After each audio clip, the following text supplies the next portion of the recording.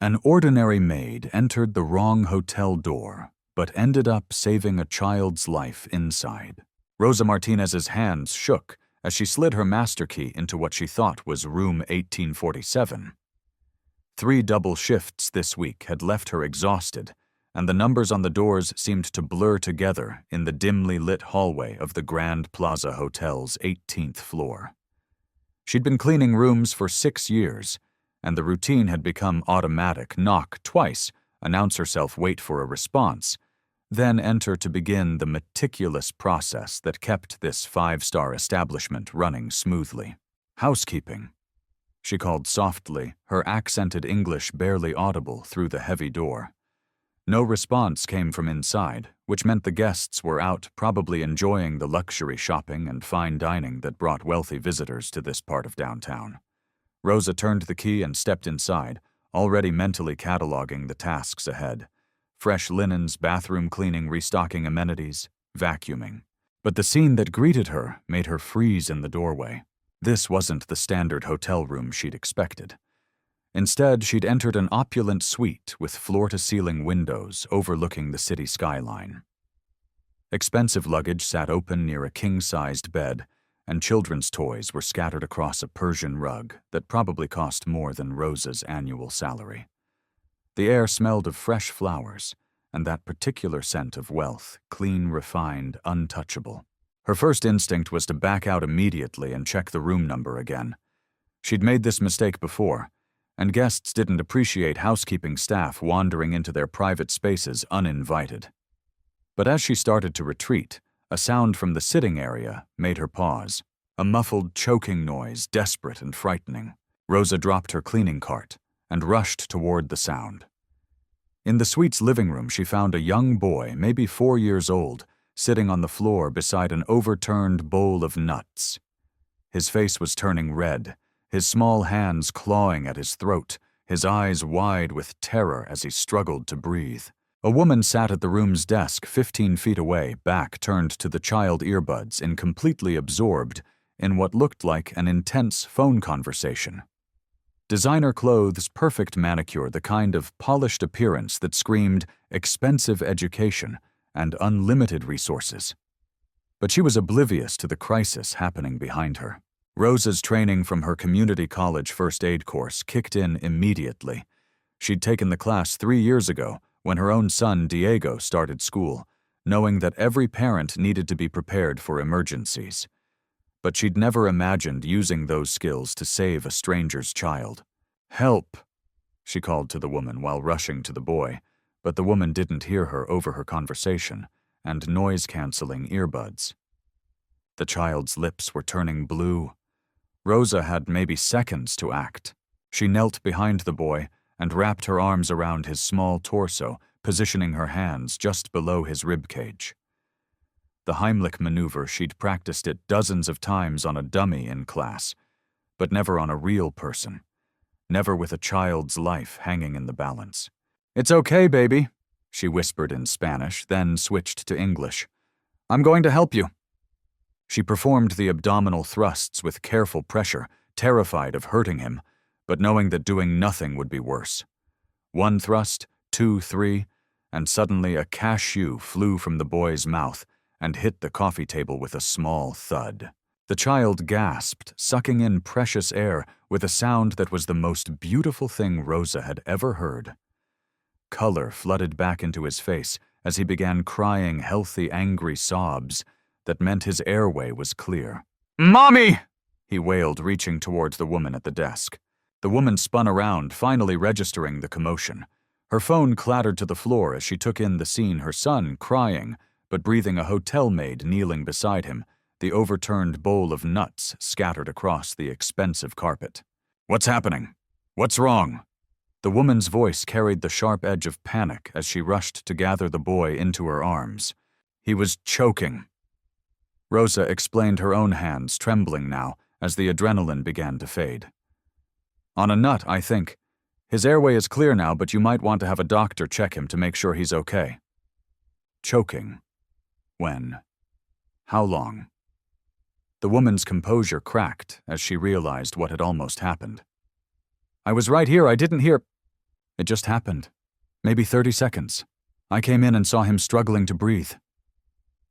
Rosa stood up slowly, suddenly aware that she was an intruder in this private family moment.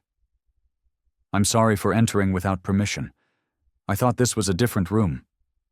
"You saved him." The woman's voice was barely above a whisper. "You saved my son's life." The boy had stopped crying and was looking curiously at Rosa, his small hand still clutched in his mother's manicured fingers. He had the kind of cherubic face that belonged on greeting cards, blonde curls, bright blue eyes, the genetic lottery winnings that came with generational wealth and careful breeding. "What's your name?" the woman asked Rosa. "Rosa Martinez. I work housekeeping for the hotel. I'm Catherine Johnson. This is my son, Oliver." Catherine's eyes filled with tears as the full impact of what had nearly happened sank in. "I don't know how to thank you. If you hadn't come in when you did..." Rosa felt uncomfortable with the gratitude. She'd done what anyone would do, what any parent would hope someone would do for their child. "I'm just glad he's okay. You should probably call your doctor, make sure there's no damage to his throat." "Yes, of course." Catherine pulled out her phone with shaking hands. "But first, Rosa, please sit down. I need to understand what happened." Rosa perched on the edge of an antique chair that probably cost more than her monthly rent watching, as Catherine called what sounded like a private physician who made house calls. The conversation was brief and urgent, filled with medical terminology and arrangements for an immediate examination. When Catherine hung up, she turned her full attention to Rosa. "Dr. Martinez will be here in 20 minutes. He says Oliver seems fine if he's talking and crying normally, but he wants to check for any throat irritation or swelling." Catherine sat down across from Rosa, still holding Oliver close. "Now tell me exactly what happened." Rosa explained about the wrong room number, the sound that had drawn her attention finding Oliver choking while Catherine was distracted by her phone call. As she spoke, Catherine's face grew paler. "I was on a conference call with our lawyers about a property acquisition in Singapore. I thought Oliver was safely playing with his toys, and I had these noise-canceling headphones because he sometimes gets loud when he's bored." Catherine's voice cracked. "I almost lost my son because I was too busy to pay attention." "You couldn't have known," Rosa said gently. "Children can get into trouble in seconds. It happens to every parent." "Does it?" Catherine laughed, but there was no humor in it. "I have a full-time nanny, 2 part-time babysitters, and a household staff of 6 people. My son shouldn't have been alone long enough for something like this to happen." Rosa realized that the expensive woman across from her was struggling with guilt that money and privilege couldn't ease. In this moment, Catherine Johnson wasn't a wealthy socialite or successful businesswoman. She was just a mother who'd almost lost her child. "Where is the nanny?" Rosa asked carefully. "Bathroom, I think. She said she'd be right back, but that was..." Catherine checked her phone. 20 minutes ago. She's probably on her phone too, checking Instagram or texting her boyfriend. I've been thinking about letting her go anyway." A soft knock interrupted them, and Catherine called for the doctor to enter. Dr. Martinez, no relation to Rosa, despite the shared surname, was a distinguished man in his 60s who clearly catered to wealthy clients. He examined Oliver with the kind of thoroughness that came with charging premium fees, checking his throat, listening to his breathing, asking questions about his symptoms. "He's perfectly fine," the doctor announced after 15 minutes. "No swelling, no irritation, breathing is completely normal. The Heimlich maneuver was performed correctly and quickly enough to prevent any damage." Catherine closed her eyes in relief. "Thank God. And thank you, Rosa. The young lady deserves significant credit." Dr. Martinez agreed, packing up his equipment. Choking incidents in children can become fatal very quickly. Her quick response undoubtedly saved this child's life. After the doctor left, Catherine and Rosa sat in awkward silence. Oliver had fallen asleep in his mother's arms, exhausted by the afternoon's drama. The luxury suite felt surreal to Rosa. She'd spent years cleaning similar rooms, but never as a guest, never sitting on the furniture, or being treated as anything more than invisible help. "Rosa, I need to ask you something," Catherine said finally, and please be honest with me. Okay. Do you have children? A son, Diego. He's 12. Is he in school? Rosa nodded. Lincoln Middle School. It's not the best district, but it's what we can afford in our neighborhood. And his father? The question was personal, but Rosa had learned that wealthy people often felt entitled to ask anything. He left when Diego was 2. I've been raising him alone since then. Catherine was quiet for a moment, studying Rosa's face with the intensity of someone making a calculation. What are your plans for Diego's education, high school, college? Rosa felt heat rise in her cheeks. It was the question that kept her awake at night, the source of constant anxiety about her son's future. He's smart, really smart. His teachers say he could get academic scholarships if he goes to a better high school, one that prepares students for college. But those schools are expensive, and even with financial aid. How expensive? The one we're looking at costs $15,000 a year even after aid. That's more than I make in 6 months. Catherine nodded slowly. And college? I save every dollar I can, but at this rate he might qualify for some financial aid, maybe community college first and then transfer somewhere. Rosa's voice grew defensive. He's going to succeed. I'll make sure of that, whatever it takes. I don't doubt it. Any mother who raises a child alone while working multiple jobs is clearly dedicated to her son's future. Rosa blinked.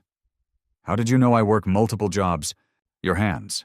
They're not just cleaning product dry. There's paint under your nails, and your uniform shows wear patterns that suggest you do physical labor beyond housekeeping. Rosa was impressed despite herself.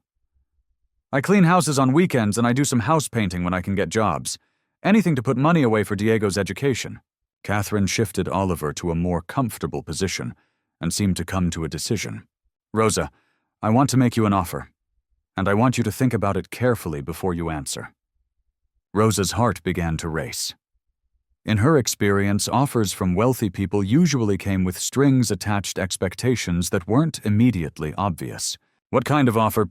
My husband and I have a foundation.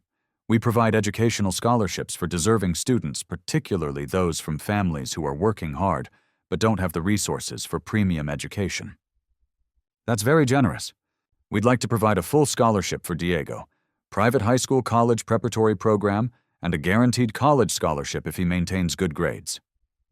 Rosa stared at her, certain she'd misheard. I'm sorry, what? Full educational support through high school and college. Tuition books, supplies, even tutoring if he needs it. The only requirement is that he maintains a B average and stays out of trouble. I don't understand. You don't know anything about Diego except his name. Catherine smiled, and for the first time it reached her eyes. I know he has a mother who was willing to risk her job to save a stranger's child. I know he's being raised by someone who works 3 jobs to afford his education. I know his mother took first aid classes on her own time because she understood that preparedness could save lives. Rosa felt tears threatening. Mrs. Johnson, this is incredibly generous, but I can't accept charity. It's not charity. It's gratitude, and it's an investment. Catherine's voice grew firm. You saved my son's life today. Not because it was your job, not because you expected a reward, but because it was the right thing to do. That tells me you're raising Diego with the same values. But this is too much. A full scholarship. That could be hundreds of thousands of dollars. Rosa, my husband, and I spend more than that on art we never look at. This is money going towards something that actually matters, a bright child's future. The offer was everything Rosa had dreamed of for Diego, everything she'd worked toward for 12 years. But it felt impossible, too good to be true. What if Diego doesn't live up to your expectations? What if he struggles academically or gets into trouble? Then we'll figure it out together. We're not looking for perfection. We're looking for effort and character. If Diego is anything like his mother, he has both. Rosa looked around the opulent suite at this woman who could change her son's life with a single decision, at the sleeping child whose rescue had led to this impossible moment. I need to think about it, she said finally. And I need to talk to Diego. This would change everything about his life, and he should have a say in that. Of course. Take all the time you need. Catherine pulled out an elegant business card. This has my personal number. When you're ready to discuss details, call me. Rosa took the card with trembling hands. Catherine Johnson Family Foundation. an address in the most expensive part of the city. "Mrs. Johnson, can I ask you something? Anything.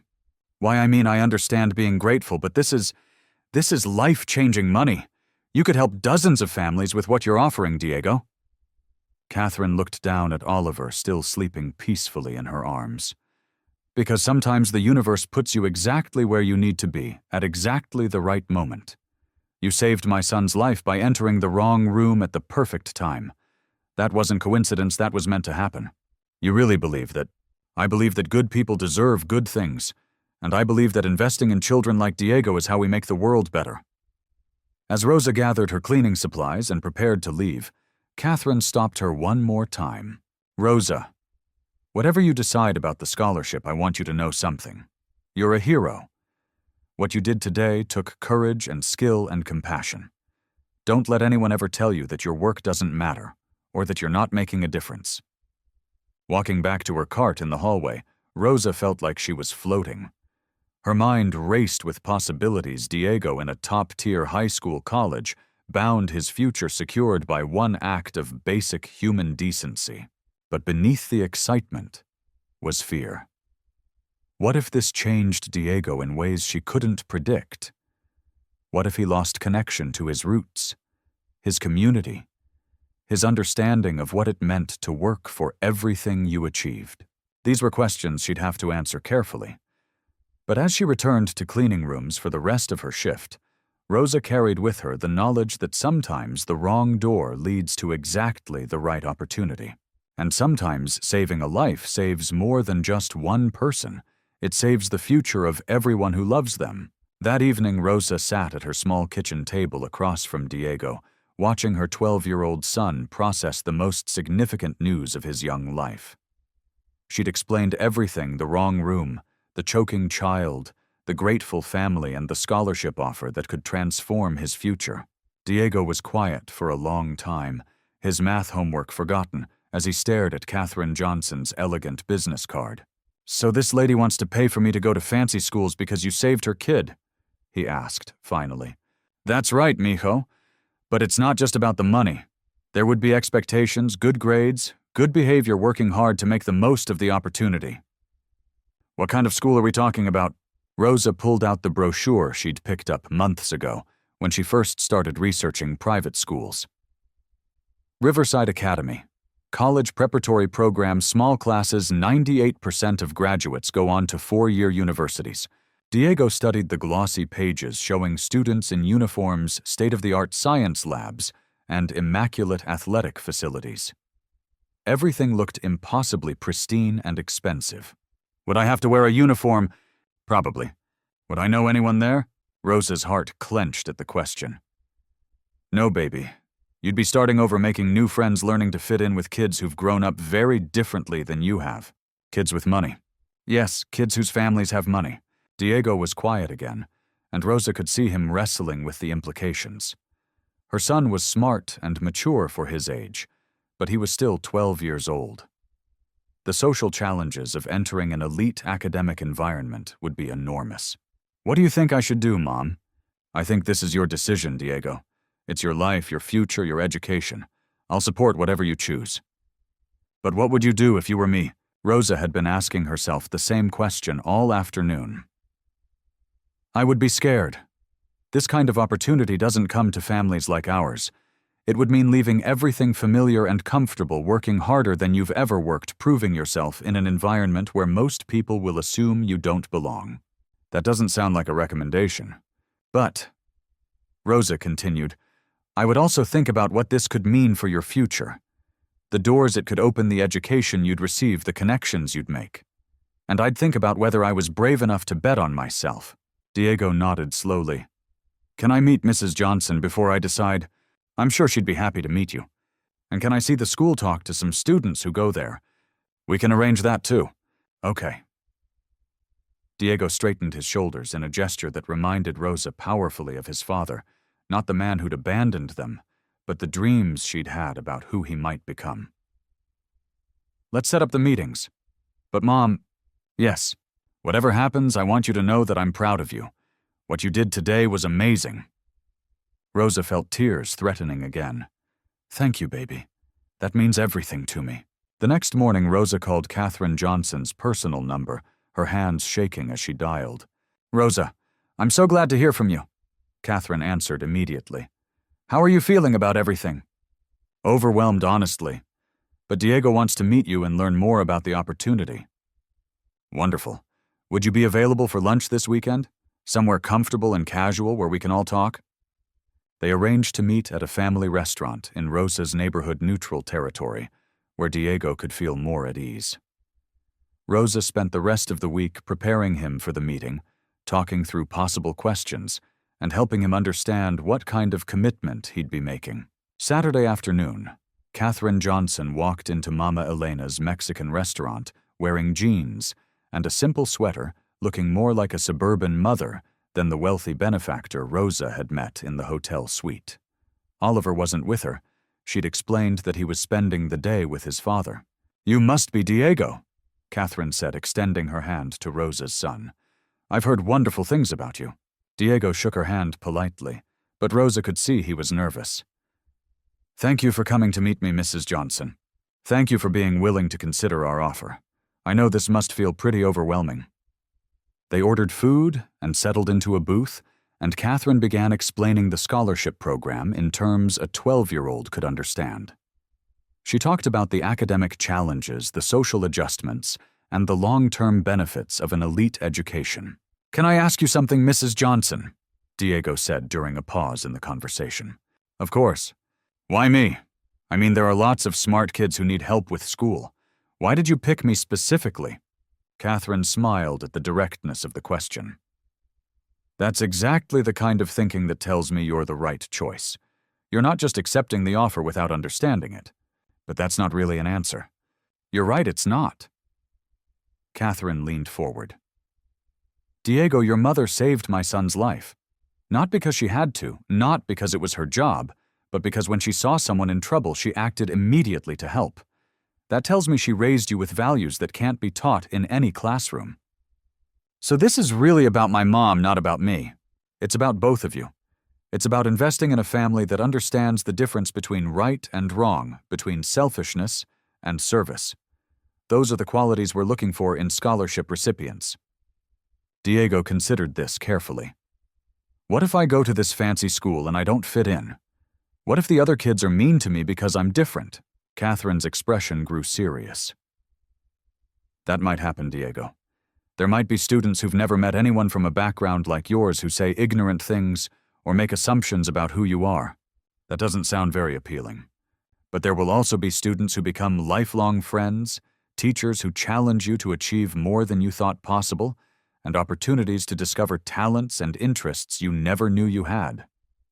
Rosa watched the conversation with growing admiration for Katherine's honesty. She wasn't sugarcoating the challenges Diego would face, wasn't pretending that money could eliminate every obstacle. "Mrs. Johnson," Rosa interjected, "what happens if Diego tries this and it doesn't work out, if the academic pressure is too much or if he's genuinely unhappy? Then we figure out alternatives. Maybe a different school that's a better fit, maybe additional tutoring support, maybe a gap year to mature and try again. The goal isn't to force Diego into a situation where he can't succeed. It's to find the path that helps him reach his potential." "And if I decide I don't want to do this at all?" Diego asked. "Then you don't do it, and there are no hard feelings. This opportunity will remain open for you through high school if you change your mind later." They spent another hour talking through practical details, application processes, school visits, timeline for making a decision. Katherine answered every question with patience and thoroughness, never making Diego feel rushed or pressured. When they were getting ready to leave, Katherine pulled out a folder she'd brought with her. "Diego, these are some materials about Riverside Academy course catalogs, student testimonials, information about their scholarship programs for students from diverse backgrounds. Take your time reading through everything." "Thank you. And Mrs. Johnson, I really am grateful for this chance, even if I end up deciding it's not right for me. That's all anyone can ask, that you consider it seriously and make the choice that feels right for you." Driving home, Rosa glanced at Diego in the passenger seat. He was quietly reading through the school materials, his expression thoughtful and mature. "What are you thinking, Mijo?" "I'm thinking this is the kind of opportunity that people dream about but never actually get," he said, without looking up from the brochure. "And I'm thinking that if I don't at least try, I'll always wonder what might have happened. And I'm thinking that you didn't work 3 jobs for 12 years just so I could be too scared to take risks when the right opportunity came along." Rosa felt pride swell in her chest. Whatever Diego decided, she could see that he was approaching this choice with wisdom beyond his years. "So, you want to visit the school?" "I want to visit the school. I want to talk to students who are there now, especially if there are any other scholarship kids.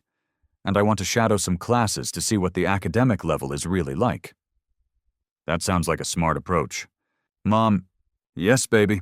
When you went into that wrong room and saved that little boy, did you have any idea it would lead to something like this?"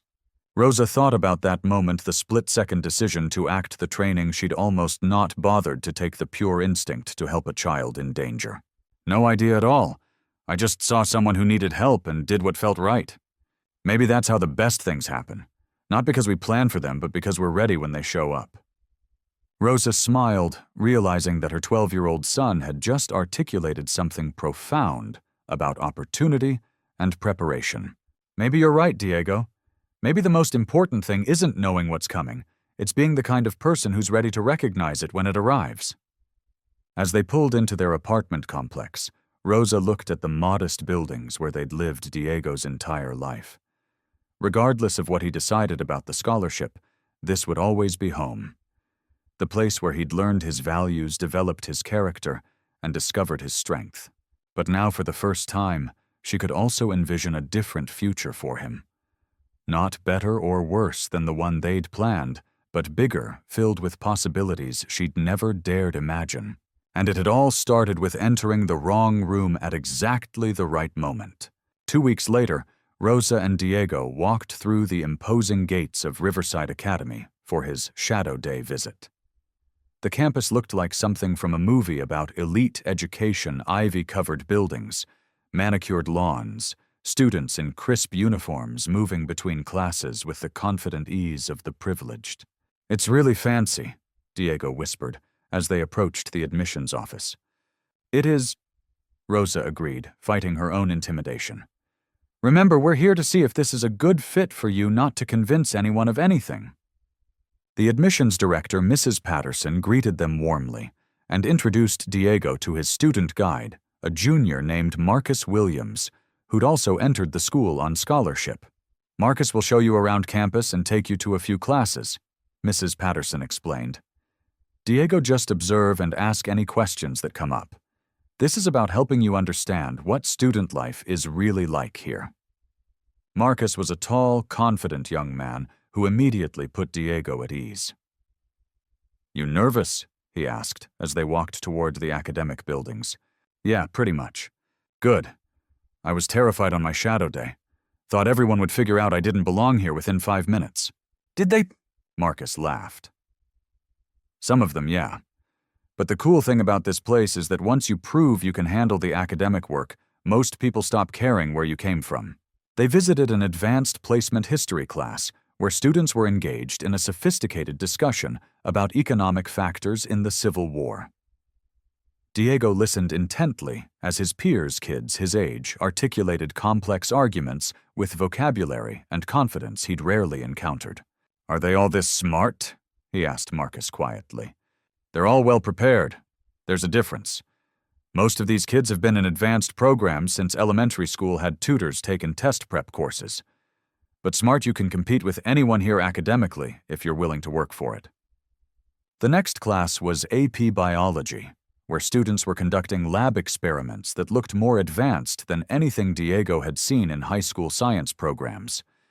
The equipment was state-of-the-art, the teacher moved at a rapid pace, and the academic expectations were clearly intense. "I don't know if I could handle this level of work," Diego confided during lunch in the student dining hall. "You want to know a secret?" Marcus said, biting into what looked like gourmet pizza. "Nobody knows if they can handle it when they first get here. The school expects that. They have tutoring programs, study groups, teachers who'll work with you after hours if you're struggling." "But what if I'm not smart enough?" Diego, you made it through the initial screening process. Mrs. Johnson doesn't sponsor students who can't succeed here. If you're willing to put in the work, you can absolutely handle the academics. During afternoon classes, Diego noticed something that surprised him: several students who seemed to struggle with concepts that came easily to him. In the mathematics course, they observed he found himself mentally solving problems before some of the other students had finished setting them up. "See?" Marcus said afterward. "You've got the brain for this. The question is whether you've got the discipline and the desire." At the end of the day, Mrs. Patterson sat down with Diego and Rosa to debrief the experience. "What did you think, Diego? Any initial impressions?" "It's really challenging, and really different from my current school, but—" He paused, thinking carefully. "I think I could learn to like it here." "What makes you say that?" "The teachers actually expect students to think, not just memorize things. And Marcus showed me some of the extracurricular programs: robotics club, debate team, community service projects. There are opportunities to explore interests I didn't even know I had." Rosa felt pride mixed with apprehension as she listened to her son process this new world. "Mrs. Patterson, can I ask about the social aspects?" Rosa said. "Diego would be coming from a very different background than most students here. That's always a consideration," Mrs. Patterson replied honestly. "We work hard to create an inclusive environment, but we can't eliminate every challenge. Diego would be joining our Scholars Program, which provides additional support for scholarship students, study groups, mentorship social events, designed to help students build connections." "Are there other students like me?" Diego asked. "About 20% of our student body receives significant financial aid. You wouldn't be the only scholarship student, and you definitely wouldn't be the only one from a working-class background." "What do you think, mijo?" Rosa asked as they walked back to their car. "I think I want to try. It's scary, but it's the kind of scary that feels like it might be worth it." That evening, they called Catherine Johnson to report on the school visit. "Diego sounds positive about the experience," Catherine said after hearing their summary. "How are you feeling about it, Rosa?" "Nervous, excited, terrified, grateful, all at the same time." "That's exactly how you should feel about a decision this significant." "Diego, what questions do you still have?" "Just one, really," Diego said. "If I work hard and do well at Riverside Academy, what comes next? What does the college scholarship part look like?" "Excellent question. Our foundation partners with several universities to provide full scholarships for students who graduate from our high school program with strong academic records. You'd have options at schools like Northwestern Washington University, several UC campuses." Diego was quiet for a moment. "Those are really good schools." "They are. And if your interests develop in different directions, we can explore other options. The goal is making sure you have choices based on your achievements, and interests, not limitations based on family finances." "Mrs. Johnson." "Yes. I'd like to accept the scholarship. I want to start at Riverside Academy in the fall." Rosa felt her heart skip as she heard her son make the decision that would reshape his entire future. "I'm thrilled to hear that, Diego. Rosa, how do you feel about his choice?" "I'm scared to death, but I'm also incredibly proud. This is the bravest thing he's ever done." "It's the bravest thing any of us have ever done," Catherine corrected gently. "Diego, you're committing to challenging yourself in ways that will be difficult sometimes. Rosa, you're trusting your son to a system you've never experienced. And I'm betting our foundation's resources on a family I've known for 3 weeks." "When you put it that way, we're all taking a big risk," Diego observed. "The best opportunities usually involve big risks, but I have complete confidence that this is going to work out beautifully for everyone involved." Over the next few months, Rosa watched Diego prepare for his transition to Riverside Academy with a maturity and determination that amazed her. He read every book on the suggested summer reading list, completed advanced math worksheets to prepare for placement tests, and even started watching documentaries about topics he might encounter in his classes. "You don't have to be perfect before you even start," Rosa reminded him one evening, as he struggled with a particularly challenging algebra problem. "I know, but I want to be ready. I don't want to get there and feel completely lost." "Baby, you're going to feel lost sometimes anyway. That's normal when you're learning new things. Did you feel lost when you started working at the hotel? Rosa thought back to her first weeks in housekeeping, the intimidation of working in such an elegant environment, the fear of making mistakes that could cost her the job she desperately needed. Completely lost. I was terrified I'd break something expensive or clean a room wrong and get fired, but Mrs. Chen, the housekeeping supervisor, was patient with me. She showed me that I could learn the skills I needed if I paid attention and worked hard. And now you're one of the best housekeepers there. Now I know that I can handle challenges that once seemed impossible. That's what this experience is going to teach you too, that you're capable of more than you realize. The week before school started, Catherine Johnson invited Rosa and Diego to dinner at her family's home. Rosa had been curious about how the Johnsons lived, and the evening didn't disappoint. Their house was a sprawling estate with more rooms than Rosa had ever seen in a private residence. But what struck her most was how normal the family seemed, despite their obvious wealth. Catherine's husband, Robert, was warm and down-to-earth, clearly interested in Diego's thoughts about starting at Riverside Academy. Oliver, now fully recovered from his choking incident, was a typical 4-year-old who showed Diego his toy collection and insisted on demonstrating his superhero costumes. "Diego, I want you to know something," Robert said as they sat on the family's back patio after dinner. "Catherine told me about your mother's quick thinking that day at the hotel. What she did took real courage and skill." "I'm proud of her," Diego said simply. "You should be. And I want you to know that we don't see this scholarship as charity or as something you need to earn through gratitude. We see it as an investment in someone with tremendous potential. What if I don't live up to that potential? Then you learn from whatever mistakes you make and keep growing. That's what we all do." Catherine walked Rosa and Diego to their car as the evening wound down. "Are you ready for this adventure?" she asked Diego. "As ready as I can be, I think." "Rosa, how are you holding up?" "Some days I'm excited about all the opportunities Diego will have. Other days I'm terrified that he'll change in ways I don't recognize, or that he'll struggle with feeling like he doesn't fit anywhere." "Both of those things might happen," Catherine said honestly. "Growing up often means changing, and navigating between different worlds is always challenging. But Diego has something that can't be taught: a strong foundation of values, and a mother who loves him unconditionally." "I hope that's enough." "It's more than enough. It's everything." As they drove home through their familiar neighborhood, Diego was quiet and thoughtful. "Nervous about Monday?" Rosa asked. "Yeah, but also excited. Mom, can I tell you something?" "Always." "I used to think that people like the Johnsons lived in a completely different world, and that people like us could never access that world no matter how hard we worked." "What do you think now?" "I think there are different worlds, but maybe the boundaries between them aren't as permanent as I thought. Maybe sometimes when the right circumstances come together, those boundaries can shift." Rosa smiled, realizing that her son was already learning one of life's most important lessons: that opportunities exist, but recognizing and seizing them requires both preparation and courage. "You know what, mijo, I think you're going to do just fine at Riverside Academy." "We're going to do just fine," Diego corrected. "This isn't just my adventure, it's our family's adventure." As they pulled into their apartment complex for what might be one of the last times as their primary home base, Rosa reflected on the chain of events that had led to this moment. A wrong room number, a child in crisis, a split-second decision to help. And now her son was about to receive an education that would open doors she'd never imagined possible. Sometimes the most extraordinary opportunities really did come disguised as ordinary moments.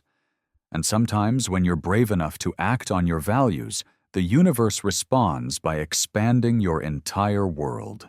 Diego's journey was just beginning, but Rosa already knew that whatever challenges lay ahead, they would face them together, stronger, braver, and more hopeful than they'd ever been before. 6 months into his first year at Riverside Academy, Diego had found his rhythm in ways that surprised everyone, including himself. The academic challenges that had seemed so daunting during his shadow day had become manageable through disciplined study habits and the school's extensive support systems. More importantly, he'd discovered that his different background wasn't a liability, It was an asset that gave him perspectives his classmates valued. The thing about Diego, his roommate Alex explained to his parents during visiting weekend, is that he thinks about problems differently than the rest of us. Like in economics class, when we're discussing poverty and social mobility, he actually knows what he's talking about from real experience. Rosa smiled as she listened to Alex describe her son's integration into Riverside Academy culture. The boy speaking was clearly from wealth. His casual mention of family ski trips and summer homes in the Hamptons made that obvious, but his genuine admiration for Diego was unmistakable. "Has he had any problems with students who weren't accepting?" Rosa asked carefully. "A few jerks made comments early on about scholarship kids or whatever," Alex admitted. But Diego handled it perfectly. He didn't get defensive or angry, he just proved them wrong by being smarter and working harder than anyone else. Diego appeared as they were talking, carrying an armload of textbooks and wearing the confident expression Rosa had learned to associate with his academic success. "Mom, you made it," he said, giving her a hug that felt more mature than the 12-year-old embraces she remembered from just months earlier. "I wouldn't miss Parents' Weekend. How are classes going?" "Really well. Better than I expected, honestly. Want to see my dorm room and meet some of my teachers." As they walked across the campus, Rosa marveled at how naturally Diego navigated this environment that had once seemed so foreign and intimidating. Other students greeted him warmly, teachers stopped to chat about upcoming assignments, and he moved through the academic buildings with the easy confidence of someone who belonged. "Diego seems like a completely different person," she observed to Mrs. Patterson during their scheduled parent conference. "In some ways, yes. He's more confident academically, more articulate in class discussions, more willing to take intellectual risks. But fundamentally, he's still the same thoughtful, hard-working young man who arrived here in September." "How is he doing with the social adjustments?" "Beautifully. Diego has a gift for building bridges between different groups of students. He's equally comfortable talking with the debate team captain and the kids from working-class backgrounds. That's a rare skill even among much older students." Mrs. Patterson pulled out Diego's academic records. "His grades are excellent A's in mathematics and science solid B+s in humanities courses that require extensive writing. But what's most impressive is his intellectual curiosity. His teachers tell me he asks questions that push discussions in new directions." That afternoon, Rosa attended one of Diego's classes, Advanced Biology, where students were studying genetics through hands-on laboratory experiments. She watched her son work alongside classmates whose names she recognized from newspaper society pages, collaborating on complex projects with the natural leadership skills she'd always seen in him. "Your son is one of our most promising students," Dr. Reynolds, the biology teacher, told her after class. "He has an intuitive understanding of scientific concepts that you can't teach. It's just how his mind works." "He's always been curious about how things function," Rosa replied. "Even as a little boy, he was constantly taking apart toys to see what was inside. That curiosity, combined with the work ethic he's developed, suggests he could excel in any scientific field that interests him." "Has he mentioned what he might want to study in college?" Rosa realized with a start that she hadn't thought seriously about Diego's specific career interests. For so long, the goal had simply been making college possible. Now they were discussing which field of study might suit his particular talents. "He talks about maybe becoming a doctor, but I think he's still exploring options." "Excellent attitude. At his age, keeping multiple paths open is exactly right." That evening, Rosa and Diego had dinner at a restaurant near campus, just the two of them for the first time since he'd started at Riverside Academy. "So what's it really been like?" she asked after they'd ordered. "Not the version you tell me on our weekly phone calls, the honest version." Diego considered the question seriously. "Hard sometimes. Not academically, that part I can handle. But socially, it's complicated." "How so?" "Some of my classmates have never met anyone who's had to work for basic things like food or housing. They'll complain about their parents only giving them $200 spending money for the week, and I'll remember when we celebrated because you got enough overtime hours to take me to a movie." Rosa felt a familiar pang of guilt about the modest childhood she'd been able to provide. "Do you resent that the difference in backgrounds, Not resent exactly, but it makes me think about things differently than they do. Like when we study social issues in history or political science, I understand them from the inside in ways that most of my classmates don't. Is that a problem? Sometimes.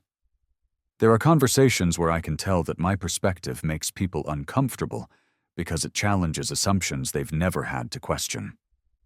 What do you do in those situations? I try to share my experiences without making anyone feel guilty or defensive. It's not their fault that they grew up with advantages, just like it's not our fault that we didn't. Rosa marveled at her son's emotional maturity. At 13, he was navigating complex social dynamics with wisdom that many adults never developed. What's been the best part of this experience? Diego's face lit up. The opportunities to explore interests I never knew I had. Like I joined the robotics team because I thought it might be cool, and it turns out I love building things and programming them to solve problems. And the debate team has taught me how to construct logical arguments and think critically about complex issues. Anything you miss about your old school? Yeah, actually. I miss feeling like I completely understood the social environment.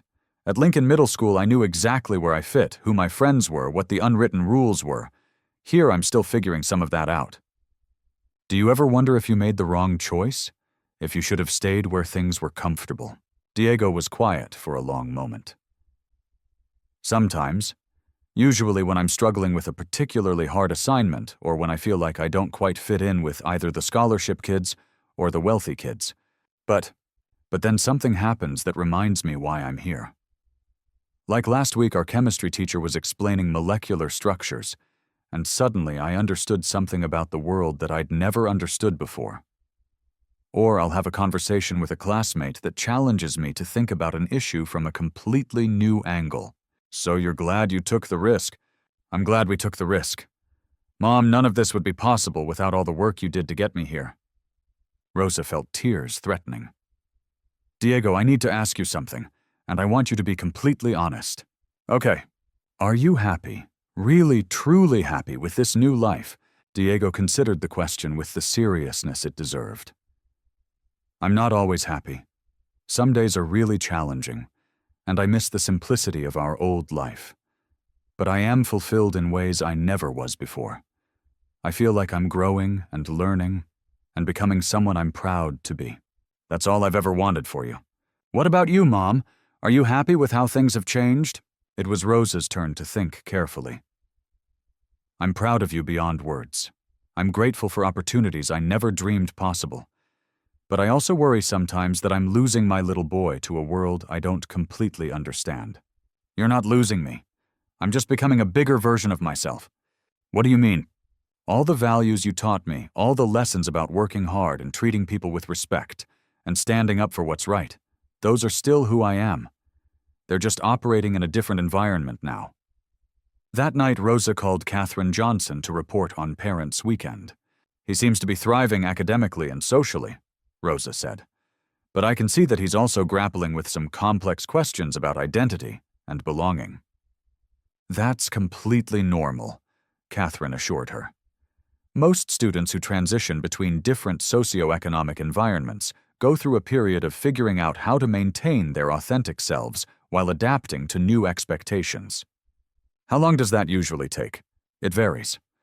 But Diego has advantages that will help him navigate this process: strong family support, clear values, and the emotional intelligence to learn from difficult experiences. Mrs. Johnson, can I ask you something personal? Of course.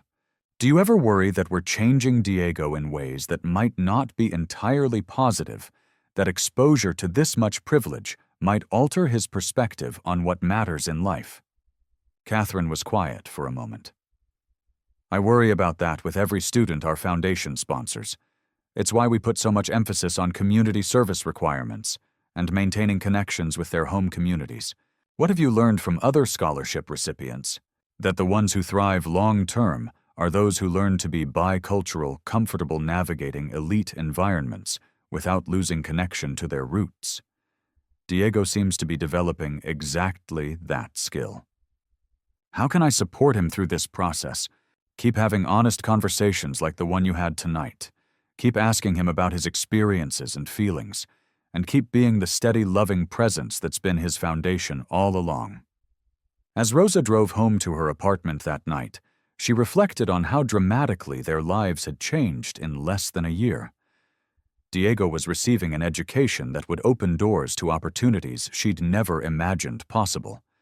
But more importantly, he was developing into a young man with the character to use those opportunities wisely. The scared 13-year-old, who'd worried about fitting in at Riverside Academy, was becoming a confident teenager who could bridge different worlds while staying true to his values. And that transformation was the most beautiful thing Rosa could imagine. The wrong door she'd entered that day had led not just to a scholarship, but to her son discovering capabilities and confidence that would serve him for the rest of his life. Sometimes the most extraordinary gifts really did come, disguised as ordinary moments of human decency. And sometimes, when you're brave enough to help someone else's child, you end up saving your own child's future in ways you never could have planned. 3 years later, Diego stood at the podium in Riverside Academy's auditorium as the valedictorian of his graduating class. Rosa sat in the audience, tears streaming down her face as she listened to her son address an audience that included some of the most prominent families in the city. 4 years ago, I arrived at Riverside Academy as a scholarship student from a very different world than most of my classmates. Diego began his voice carrying the confidence that had developed through years of debate, team and class presentations.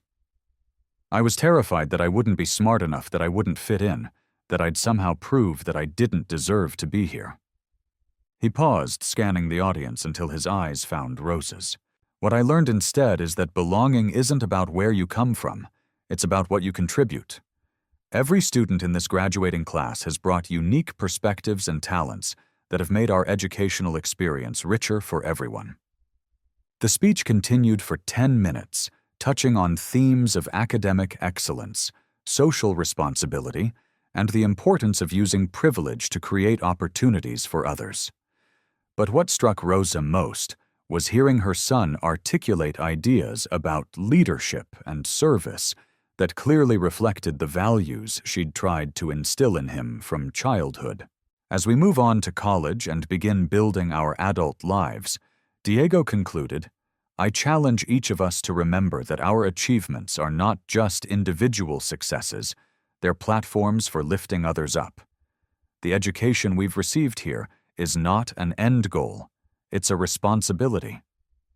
The applause was thunderous, and Rosa noticed that several parents were wiping away tears. Katherine Johnson, sitting a few rows ahead, turned to give Rosa a thumbs up and a radiant smile. After the ceremony, Rosa was surrounded by parents and teachers congratulating her on Diego's speech and academic achievements. Mrs. Patterson approached with a folder full of college acceptance letters. "Rosa, I wanted to share Diego's final college results with you," she said, beaming. "Full scholarships to Northwestern Washington University and UC Berkeley. Partial scholarships to Harvard and Stanford. He truly has his pick of outstanding opportunities." Rosa stared at the collection of acceptance letters, each representing doors that had been completely closed to her family just 4 years earlier. "Where is he leaning?" "Northwestern, I think. Their biomedical engineering program is exactly what he's looking for, and Chicago feels like the right size city for him." Diego appeared beside them, still wearing his graduation gown, but now surrounded by classmates who clearly considered him a friend rather than an outsider. "Mom, did Mrs. Patterson show you the college letters?" "She did, baby. I'm so proud I can barely speak." "There's something else," Diego said, his excitement barely contained. "The Johnson Foundation wants to offer me a summer internship before college starts. I'd be working on their educational initiatives, helping to identify and support other students who could benefit from scholarship programs." Rosa felt her heart swell with pride. Her son wasn't just benefiting from the opportunity he'd been given, he was already thinking about how to extend similar opportunities to others. "That sounds perfect for you." Mrs. Johnson says that if the internship goes well, there might be opportunities to stay involved with the foundation throughout college, maybe even help develop new programs for first-generation college students. That evening, the Johnson family hosted a graduation party for Diego at their home. Rosa watched her son move easily between conversations with wealthy donors, scholarship recipients, and Riverside Academy faculty. The shy 12-year-old who'd worried about fitting in had become a young man equally comfortable discussing molecular biology with PhD scientists and sharing childhood memories with kids from his old neighborhood.